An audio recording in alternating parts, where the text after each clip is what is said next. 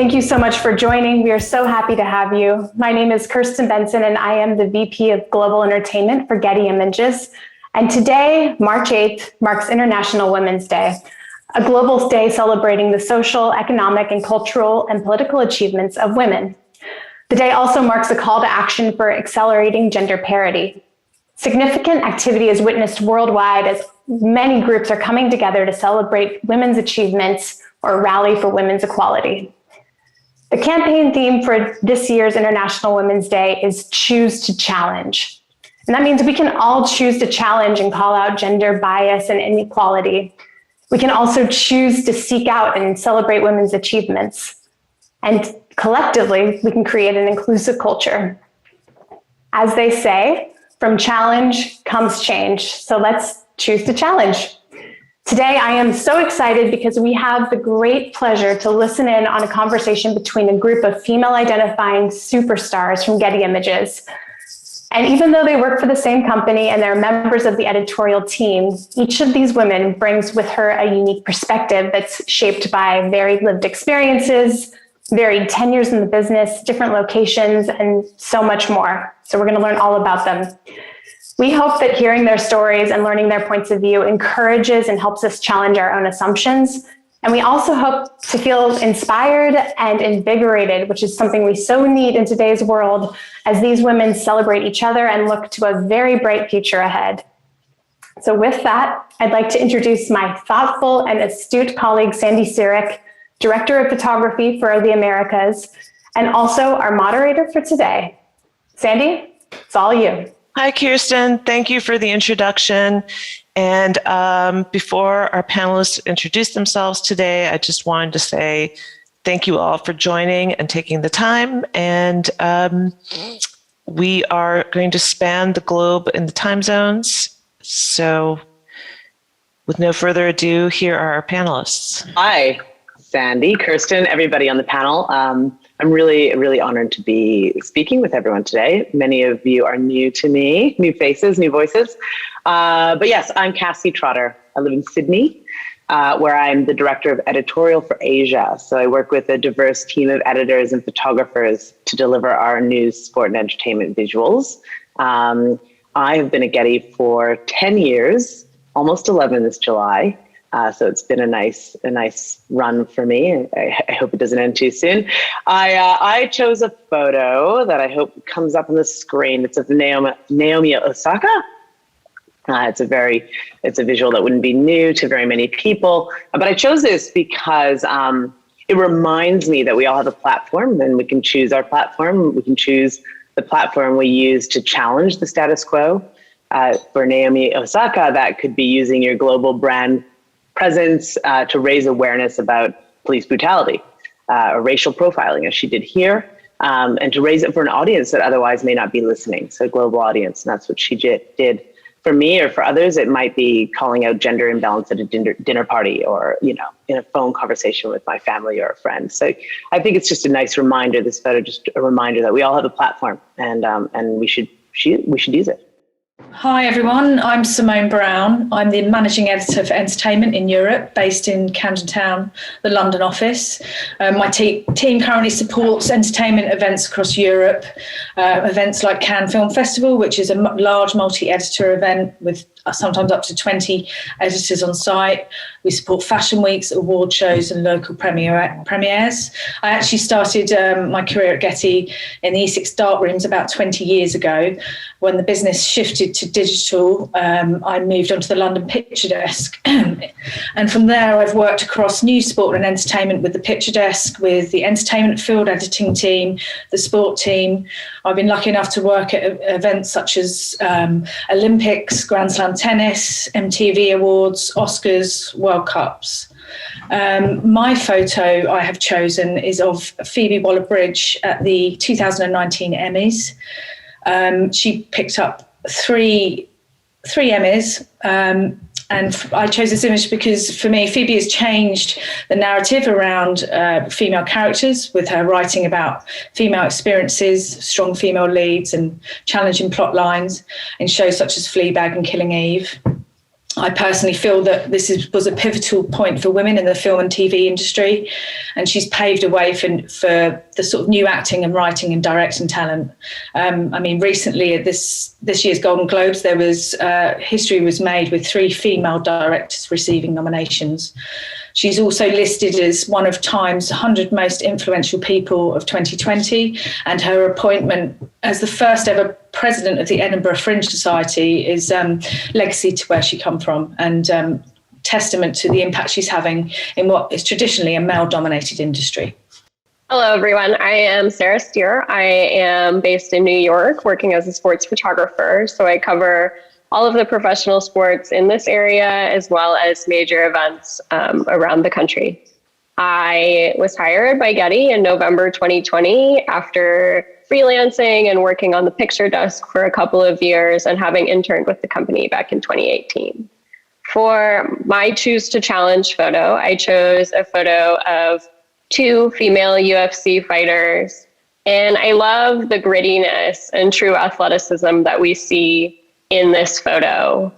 I thought of it for Choose to Challenge because when we cover women's sports, which we're doing more and more often, it's easy to fall into the narrative of shooting ponytails sticking out of helmets, or painted fingernails, or women smiling on the field as they compete. And that is such an easy narrative to follow. It doesn't require a lot of effort, and it almost makes women's sports look like they're just fun and games, kind of cute. Whereas I think a challenge for myself and anyone who's going to cover women's sports is to think outside of the box. And how do we photograph, document these women competing and showing the exact same emotions and competitiveness that men exude in their sports as well? Hi, everyone. My name is Jonna Winfield. I'm a video editor in Los Angeles, and I've been at Getty for 2 years. As an editor, I edit sizzle videos for our clients, and I'll attend different entertainment events, and we'll create EPKs for our clients at the end of the night. For my photo, I chose a picture of Coco and Naomi Osaka. I wanted to focus on the seeking out to celebrate women's achievements part of the Choose to Challenge. And as a tennis player myself, I know how mentally taxing tennis can be. And Coco at the time was 15. She was on the rise and had a lot of pressure on her. And she played Naomi, who beat her. And after the match, Naomi went out of her way to make sure that she felt good about the performance that she had done, and to make sure that she was proud of the way that she was playing and to not get down on herself. And she even asked her to do the interview with her after the match. And I think it's really important that women, go out of their way to make sure that women are feeling that they're doing a good job, and that they are invested in each other's growth. And Naomi is young, so it's nice to see her kind of mentoring Coco, that she's been through it, and to see that they'll kind of grow through this experience together.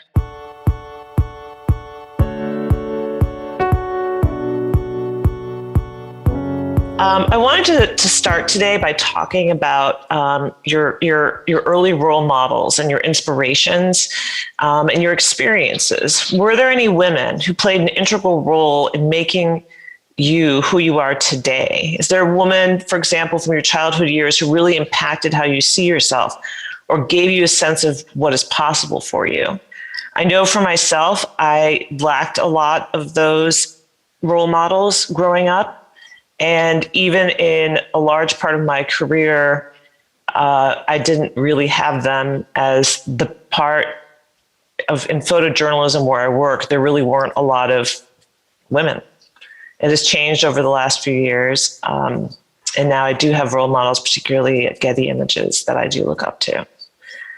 Is there anyone that has a role model they want to talk about? It actually is hard sometimes. I've had so many role models. And I don't want to be cliche. And actually, my mother, for a big part of my life, wasn't an obvious role model for me. And it wasn't until later in life where I really realized what she gave me and what I learned from her, and the confidence that I have now, that how I can really attribute it to my mom. She was a single mom and worked a lot of different jobs and different careers.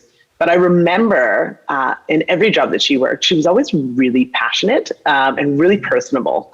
She had a really good sense of humor, and she always had an opinion. And because of that, people engaged with her. And I remember being really impressed with that at a young age, and actually sometimes embarrassed of it, when your mom always has something to say. And so it wasn't until later I really realized, I have a lot of those characteristics, and I'm proud of them. And I remember being proud of that. And that's kind of a personal example. And then even on the professional side, there's a theme here, but I've had two extremely influential leaders, female leaders, actually, in my career.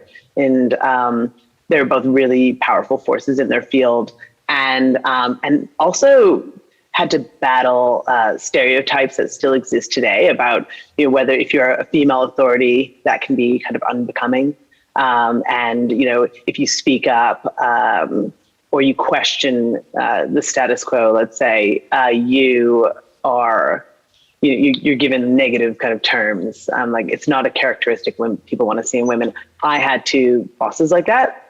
And I thought about it at the time, but it never turned me off. It really, really made me feel supported and impressed. And they gave me great guidance. And so I really respected these women. So I've had this I actually think I've been quite lucky when I really sit down and think about it, that I've had these different leaders in my life, both in professional and personal world. I would say my first job in media was working for my university's athletic department. And I got that job when I was a freshman in college. So I really hadn't been working in sports at all or in photography for very long. But my manager at that job was a woman, Sarah Legarsky, and she was the sports information director for the football team at our university. And I really looked up to her because football, especially this wasn't the NFL, but football historically, and especially the NFL, are very closed off to women. We are starting to see more and more female coaches on the sidelines or female NFL photographers. But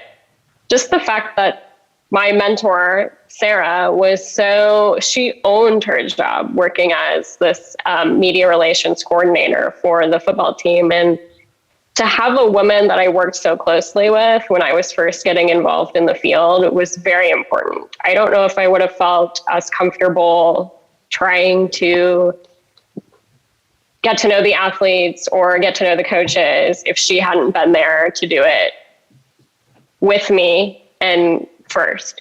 Yeah, I was just going to talk about someone that both Cassie and Sandy will know is Bette Lynch. She was the director of photography for News in Europe. And at the time, I was a senior editor on the London Picture Desk.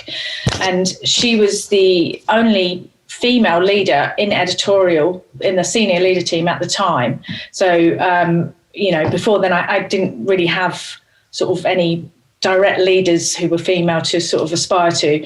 And Bette is really an empathetic leader. She really leads with a heart. She's very personable and approachable. And for me, that kind of broke the mold with the senior leader team at the time, because I just saw the other senior leaders, and I don't want to offend anyone here, but as they were almost authoritarian figures like you did at school with the school and the teachers. And she was just approachable, and she just saw, she had a way of sort of encouraging you quietly to sort of push yourself. And, she was great. And I mean, we share the same sense of humour. And for me, she's had a real impact on my career. She was a mentor for me. Yeah, I would like to say my mom and my sister. My mom is from Haiti, and she came here to pursue a career in education. And when she came in her 20s, she, was still learning English, but she was quickly able to learn English. She started a nonprofit to help people start an adult education program. She was helping people get their GED. She was teaching English as a second language. And from there, she started working in education. And she always just kind of had her goal and she went for it. And she instilled in me and my sister that if you have something that you want to do and you work hard enough to do it, that you can achieve it. And I was lucky to see my sister do it ahead of me. She's 4 years older than me. And, she always knew that she wanted to work in fashion, and she almost knew that she was going to. She never hesitated or doubted herself. So I got to watch her graduate, immediately start working in films and theater, and she's designed for different brands. So I'm so grateful to have had the both of them lead the way and show me that, if you want to do it, that you can do it, and to have role models that literally look like me and see them be successful, and then give me the confidence to pursue what I want to do as well.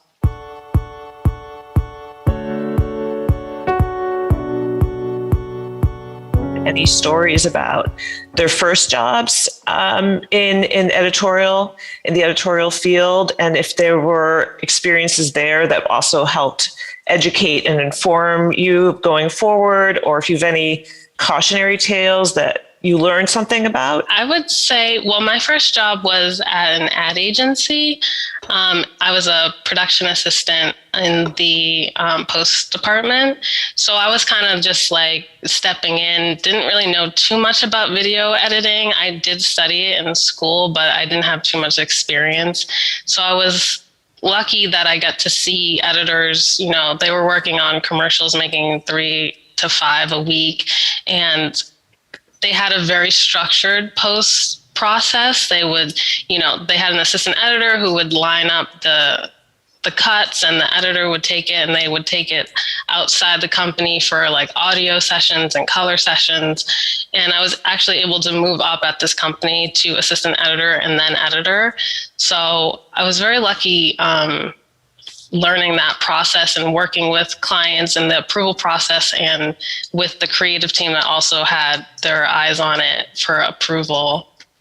But yeah, I would say, I didn't know necessarily that I would enjoy editing so much, but because I was able to start as a PA there, I really got into it, because I kind of doubted my editing ability in school. But then once I work with these people and they're like, well, why don't you try it? And then they gave, me the go ahead, oh, you're pretty good at this. It gave me the confidence to try that and get better at it over time. I had aspirations to be a photographer after I finished my degree, and Getty Images was pretty new on the scene, and there was a position came up for an E6 technician. For those who don't know, an E6 technician develops transparency films, and it was sort of my foot in, and from there I thought, right, I'm at Getty Images, so I can start making my way towards being a photographer.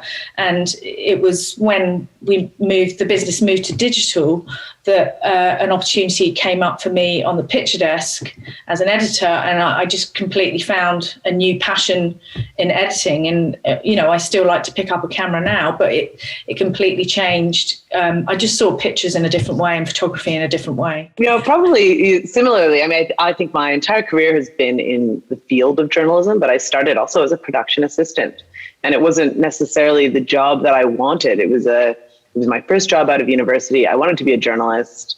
A long story, but I wasn't a citizen of the United States, and I was studying there. And to stay in the country, I needed to get a job that wasn't being a journalist. And so I needed to stick in the field, and I ended up working in political communications and working with journalists and producers, and that led to events. And I was working with photographers, and so I think there's opportunity in everything, right? And I think I look back and I say, gosh, I wouldn't have done it any differently. I've ended up where I am now. I'm really happy. I really enjoy it. I'm really passionate about it. The path wasn't obvious, but there was always this common thread.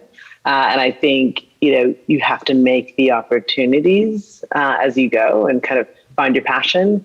But yeah, I learned that there's a lot of different ways to work in the media industry. And I'm sure, that's more true now than ever. Echoing the rest of you guys, I also, throughout college, through internships, I definitely weaved my way through a lot of different types of photography. And each internship, each place I worked, each company I worked for gave me a little piece of the puzzle that I feel like puts together the photographer that I am now. And I am always so grateful for that. I'm so grateful that I didn't pigeonhole myself just to like a big city area. You know, I have experience covering very rural, very community oriented areas. And that's important to me, even to find very community oriented areas in a large city like New York.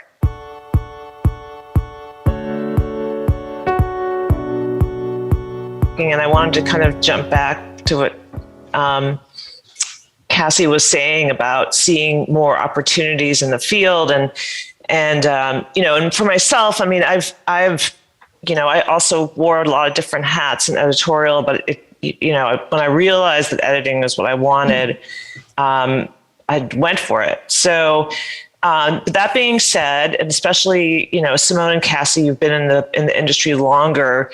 What have you seen that has changed specifically for you as a woman in terms of opportunities and the environment? I know for me, certainly there were more women higher in the ranks that are being allowed to lead, being trusted to do everything, photograph, edit.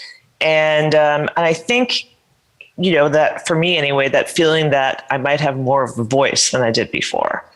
But I just was curious for you two who have been in the field longer, what differences you're seeing or changes. I preface this with saying I'm wary of making sweeping statements about industries or peoples or countries, right? But I have been at Getty at 10 years, and I've noticed a shift over time. There's obviously a lot more female leadership that has come and gone. I think women have become a naturally more integral part of the leadership team at Getty, which is fantastic. It's naturally happened organically. I remember at the 2016 Olympics, Simone was there. We had the largest contingent of females on the team. And that wasn't something that we'd done on purpose. It was just, it had happened. And I remember looking in the room and going, there's a lot of women here, and this is my third Olympics at Getty at the time, or maybe my second.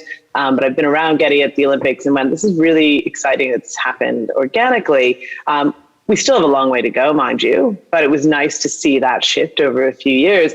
And I knew that it was because there were the best people in the room as well, that it wasn't, an organization's effort to tick a box or kind of, do something that they felt they had to do for pressures from customers or whatever outside party. And then it ebbs and flows, right? Because I also remember in 2017, I think it was, we had a women's sports photography internship that happened out of the UK with hard work of some leadership there.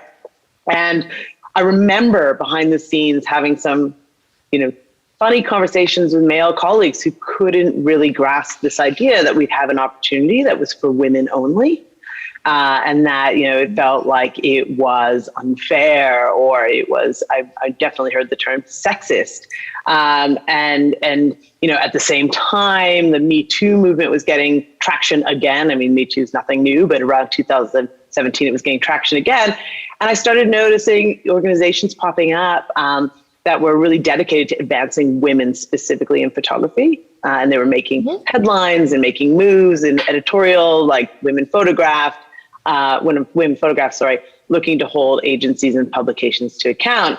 And I think at that same time, and fast forward to now, 2021, these same individuals that I spoke to in 2017 who thought that's not fair, they wouldn't say that anymore. They've, over time, it took a few years, but they started to understand the inequalities and started to become allies, and so I'm watching that shift, and I think it's fantastic. And that's specific to women. And I think we're starting to see a shift now, when it comes to race and other, disability, sexual orientation, whatever it is, I'm seeing that change. And so I think it's pretty fascinating. It's been 10 years and we have a long way to go, but it makes me really optimistic about where we're going. Yeah, I mean, I'll just echo what you both said about, when I started at Getty Images, it's a very male-dominated industry, and I didn't expect anything other than that, really. It's what I was almost educated on at university, and there has been a noticeable shift. I mean, when I was with the sports editing team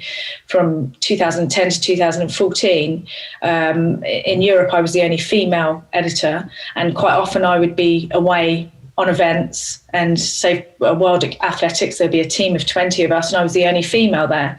And it's quite, what I'm seeing now is that, like with what Cassie was talking about with the internship, we've got young women coming through who are interested in not only photography as a career, but sport, and it's really refreshing to see.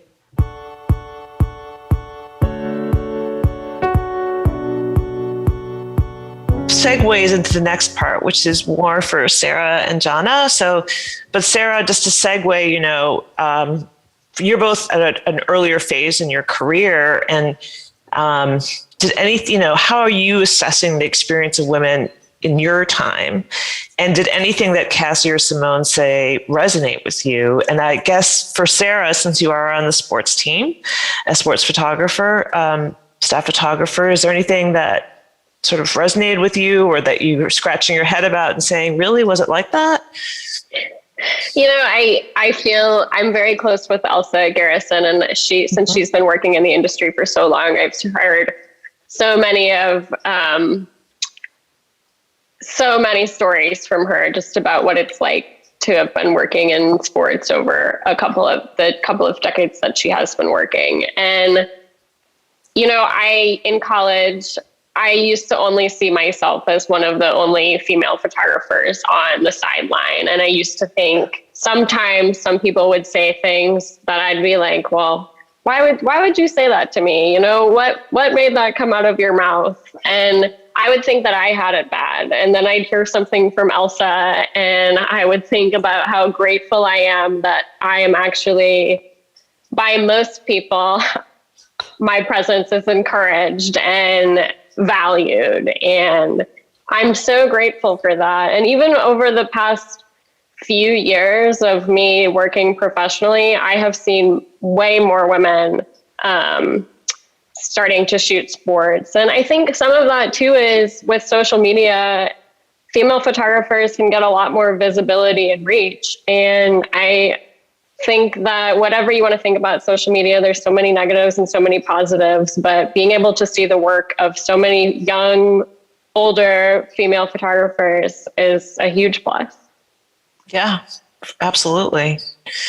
Jana, did you have how about you? How's your experience been in the industry, and does any of this resonate, or?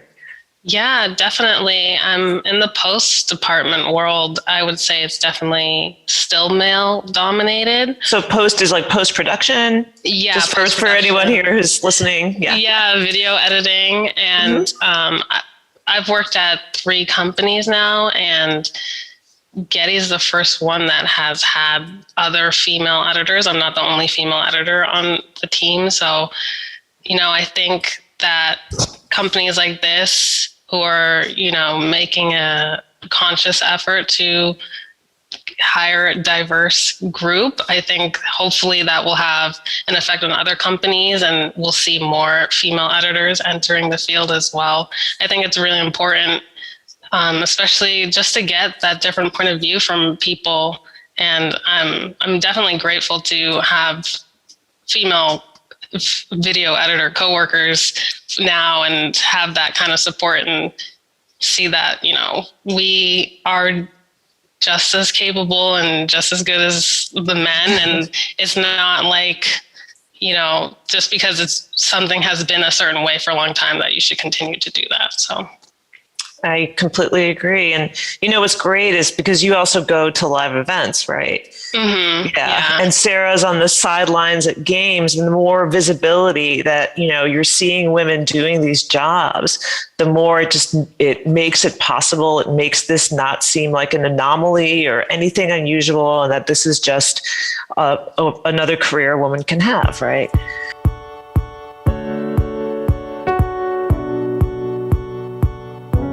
We're talking about choose to challenge, and that hashtag for International Women's Day. And I wanted to just kind of, this is, these are not necessarily positive data that I've read about, but I wanted to get your thoughts on this. So we're going to pivot a little bit. But according to the World Economic Forum, and I'm going to read this, so I'm quoting you right now, gender parity will not be attained for almost a century. None of us will see gender parity in our lifetimes, nor likely will many of our children. Some data from UN Women reveals that additionally, the coronavirus pandemic could wipe out 25 years of increased gender equality. Again, I'm quoting, women are doing significantly more domestic chores and family care because of the pandemic, which in turn can impact upon job and education opportunities. Wanted to get your thoughts on that. And really, but more importantly, that data and that information could sound depressing, or there's nothing we can do, but then what's the challenge? How do we challenge the visual editorial industry about change? You know, what was you challenge them with? I mean, I think it's important that we always try to have a voice and conviction in our own opinion. You know, what we're saying is valid. I think that's something that we can do, especially people working in the industry now. You know, there's gender stereotypes around women and men and sort of the office workplace. You know, for example, we could be in a meeting with men, and if we're speaking up all the time as women, it could be perceived as that we're being sort of aggressive and pushy. And whereas if a man speaks up, it's seen as they're being positive and ambitious. And I think we just, as women, have to take that responsibility to try and change things. You know, as women or in this industry, agencies and news gathering bodies, I think we need to continue to make the career path specifically of photography accessible. And that is accessible, you know, give opportunities for visual journalists to be visual journalists, to find careers, you know, to create and make, you know, their art, and do our best to prevent the entire industry from becoming a kind of a gig economy.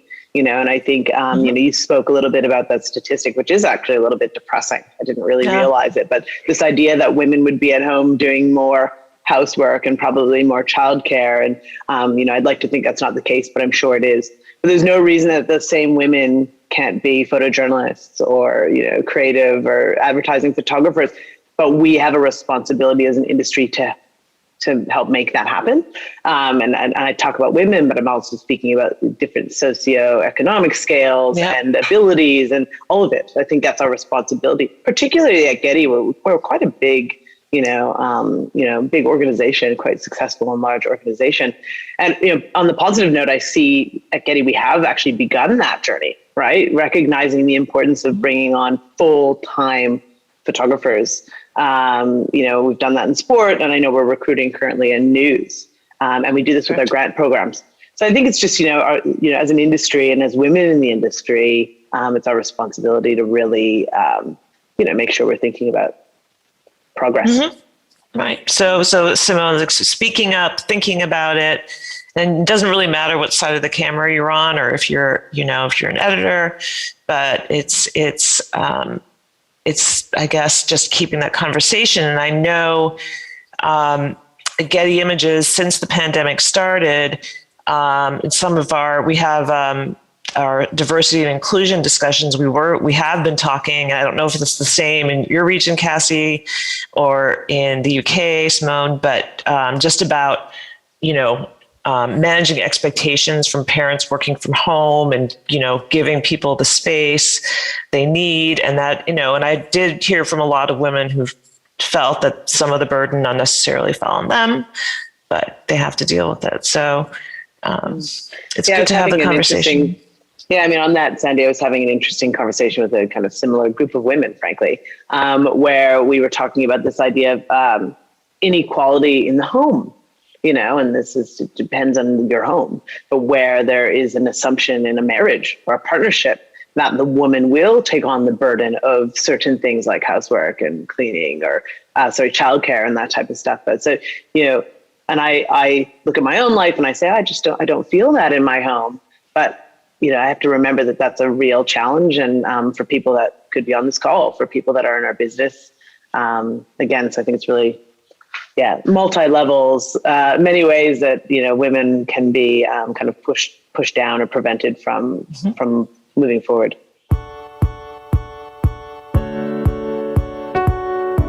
Sarah, Jana, do you have any pieces you could challenge the editorial industry with? Any thoughts on that?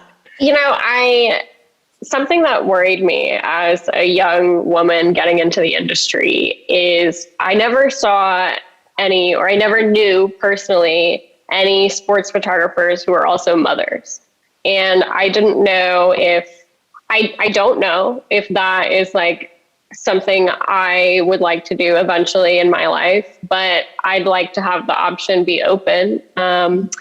And I'm lucky I was hired with a few women at the same time, and I came into the sport team, which already had two wonderful women on it, Elsa and Maddie. But Maddie and I have had some conversations about having conversations now with management to ensure that if a family is something that either of us would want, it's not something where it's going to have an impact that will cause us to have to leave the career. I want to be shooting major events in professional sports my whole life because that's just what I've been working up to do. I don't ever want to have to stop this just because I now all of a sudden have to balance being a mother. And so that, like, when I think about those statistics that you just mentioned, I mean, when you think of numbers like that, it's so hard to be like, well, what can we do? But I think just having conversations with management and preparing them for like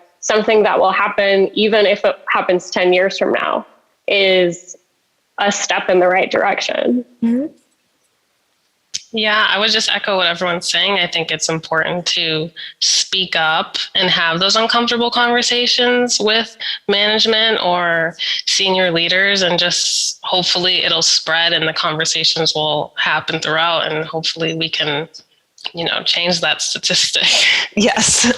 Well, I this is just a prediction, and I think that, also I think that the more women there are, and when we call it management, we make it sound like this monolithic, impersonal thing, but the more women that are actually in management, the more this won't be a foreign concept to them, that you can raise a family and have a job and a career at the same time. So, yeah, thank you for that. Yeah, it's interesting. Yeah, I think it's interesting too. I mean, we have, one female sports photographer, not enough, but one in this region who's also a mother. Just had another child and is on maternity leave actually, and is a sports photographer and has the benefit of being a full-time employee, right? And so there are kind of statutory things that a company might or needs to give. This woman works in my org as well, and I'm a mother and I understand it, and I think actually Getty is really supportive to parents in that way. But then I think about, and I talked about this a little bit with the gig economy. What if you're a freelance woman? A freelancer and you want to have children, or you're a contributor and you want to have children, and there is no kind of structure to pay your salary or to for you to make income while you're also parenting. And then add to it potentially that dynamic in your home where there's an expectation as the woman that you will be the one that puts your career on hold. And so I think it's like, I'm really glad that you bring it up. As you said, you don't know what you want, in the future, but yeah, it's a real conversation, for especially, I think, particularly for those who are freelance and out there. Absolutely. Yeah. Yeah. But again, I think, many years ago, I was at a seminar of all photo editors, and we were talking about increasing diversity and inclusion in the photojournalism industry. So this is on the news side. And at the time, Getty had a female CEO. And, I was talking about some of the initiatives the D&I initiatives that Getty was engaged in. And everybody kind of concluded, which I think I was a little spoiled being at Getty, where they all said, wow, just everyone compared notes about where they were in this process. And, everyone said it really does have to start somewhere at the top. I'm not saying that our efforts as women are equally as important. You have to have the conversation. As John has said, we have to speak up. But I also think it's interesting that some of the conclusions that were reached were just, we have to also rise in the ranks. And have allies in leadership. Yeah, I agree. I think I know where you're going with this, and I probably stopped myself from saying something similar. Is that I think we should all speak up, but I also think that you shouldn't have to speak up. As especially a young person, I don't think, Sarah, if you want to have a family, that you need to prepare me or prepare your manager for that reality. That actually your manager and leadership should be fully prepared for understanding that people are going to enter this career again with different plans or futures and abilities and lives, and we need to be able to, be a good employer in that way and help individuals see futures and find work-life balance, and see themselves at this company, which I think, I don't have any statistics on it, but I think it's, rare for people to be at companies for 10 or 15 years, like some of us on this call have been nowadays. So how do we keep Jana, and how do we keep Sarah? And it's by really being thoughtful at the top about how we're going to make sure that their lives can grow and they can change and develop over the years to come, whether that's having children or, getting married or not, or traveling around the world. So, yeah, I think we should speak up, but I also think we really need to lead from the top. Yeah. No, I think that's really great. And I have to second Cassie to say, I really hope that is not, Sarah, a question your manager is even worried about at this point. No. It more like when you think of okay, well, if I want to go to a certain number of Olympics before I hit that point in my life, or, thinking about the travel expectations of the job, I think that's more of the conversation is how do we make sure I maintain, the same kind of work schedule I was doing before. I don't want to get forgotten about, because for maybe a year or so of my life, I need to step back a little. I think that's kind of the conversation I think that would be helpful if more and more women and, the people that we work around started having and normalizing, you're not, just because you need to step back from work for some time doesn't mean you're slacking and not as valuable. Not as valuable or not as passionate about it or anything, Yeah. I think it's, and this is where these relationships, and I'm sure we'll get some time to impart some wise advice, but I think having relationships in your organization or in your field with people who have been through it does become really important. Call it a mentor if you want, or just call it a friend. I think it becomes important. And I also bring it back to this kind of flip side of it, which is this gender disparity in the home, right? So, the fact that you're thinking about this and your male colleagues might not be thinking about it, we want them to think about it. I want, a male sports photographer to be like, hey, I'm taking 3 months off to take care of my children. And I know this is different in every country, but in Australia and New Zealand, where I'm based, there is paternity. Men take off time to be at home with their children. We've had a couple of sports photographers take off big blocks of time, months, to be the full-time care of their children while their wives worked. I wish that was a norm, in other countries in the world, and culturally speaking, where it's not that the woman has to really think about this and change the company mentality, but the men are also saying, hey, I've got to, I want to go and take care of my child for 6 months. While my wife, Sarah Steer, the world famous sports photographer, is at the Olympics, so it's such an interesting conversation. But I think there's a lot of different ways to kind of tackle it, isn't there? So actually, as we're talking about children and raising them, and Cassie, I know you're a mom to 2 girls. And I just wanted to know, you're listening to Sarah, who, is starting out, what do you hope for them? What do you want them to learn as they grow up? And what do you hope that the, experience both in life and at work will be for them? Yeah. Great segue, Sandy. Now, look, I have 2 young girls, 5 and 3. I genuinely hope they're having different conversations than we are, around gender, around race, around equality. I hope that they're no longer kind of discussing things like gender pay gaps. And I cringe because of the data that you just revealed, Sandy, because I hadn't actually looked into that myself. I felt bad about that. Yeah, you really brought me down. But, I hope that the conversation has moved on, and we're looking at different things. I no doubt they will still be having these chats, but I hope they've moved on, they've progressed. And, I don't want them having the same conversation around police brutality or racism. And I really want to impart upon them, go for it. Go for whatever it is that you want.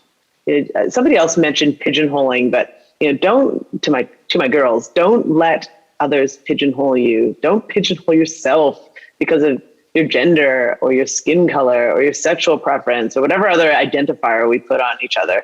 And be informed and don't pigeonhole your friends and don't pigeonhole others in the community. So I think I'm hoping that things have progressed. I'm hoping that the work that we have done in different generations on this call is meaningful for these girls who are just 5 and 3.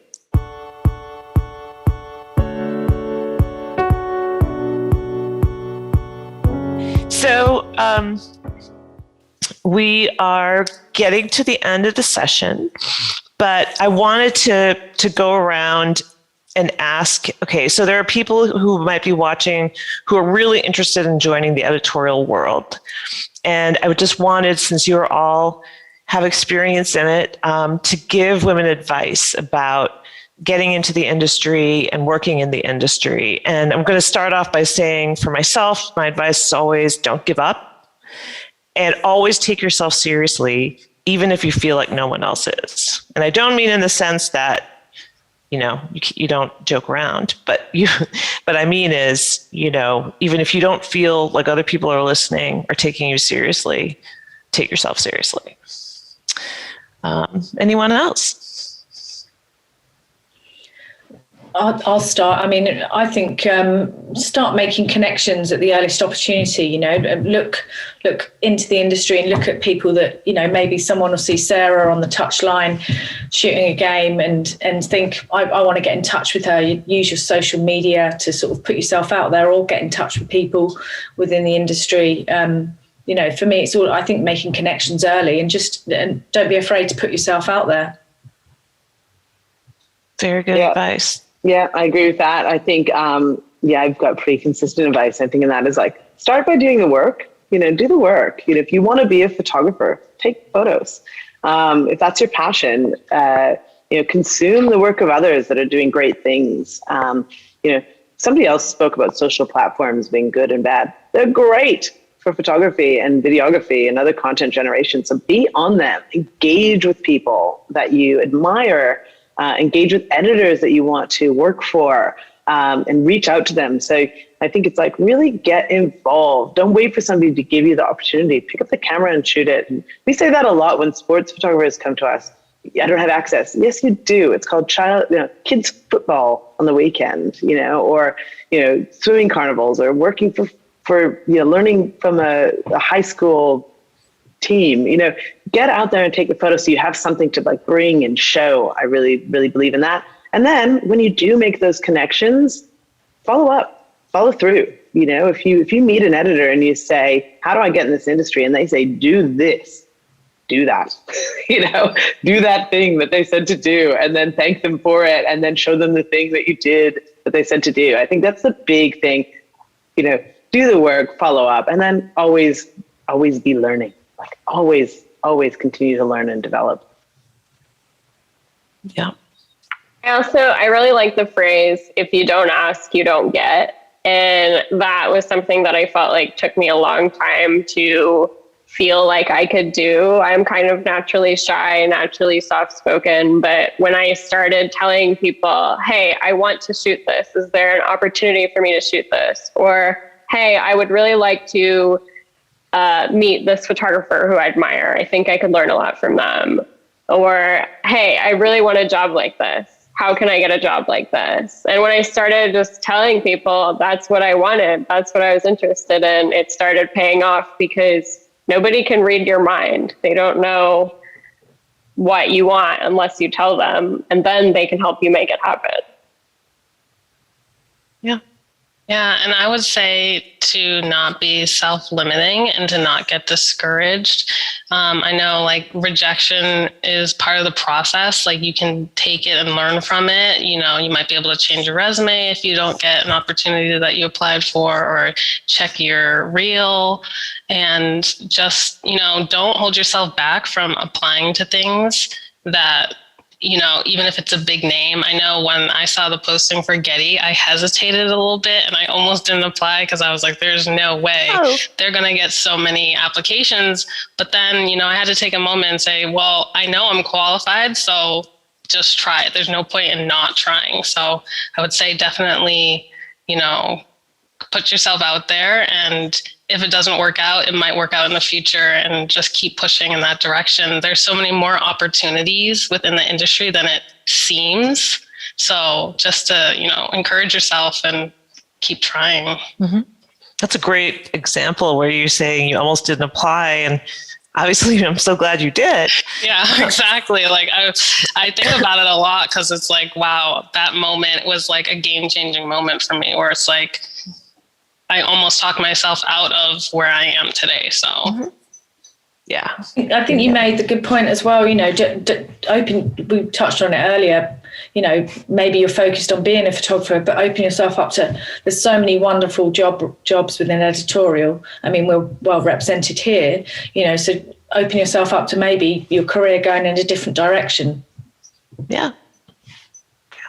Exactly. And I would repeat also what Sarah said, because I know from my own career trajectory, I was working at an agency and I really wanted to work in a different division in the editorial space. And I was working in the creative side, keywording images. That was my first job. And I got up the courage to ask, and I'm really glad I did. So it's taking that step, or, as John has said, applying and just putting yourself out there. Thank you guys so much. It's been a really wonderful conversation, and I want to thank you all again for staying up, waking up, taking time out of your workday to have this conversation with everybody. And for everyone, this is just the beginning. I mean, we're scratching the surface of so many things I'm sure we could spend hours talking about. But the panelists wanted me to let you know that they are very open to discussing any of the topics or points that we brought up further. They're all passionate women, and you can connect with them on LinkedIn if you have any questions. So thanks so much, everybody, for taking the time, and also everyone joining us, and have a good day.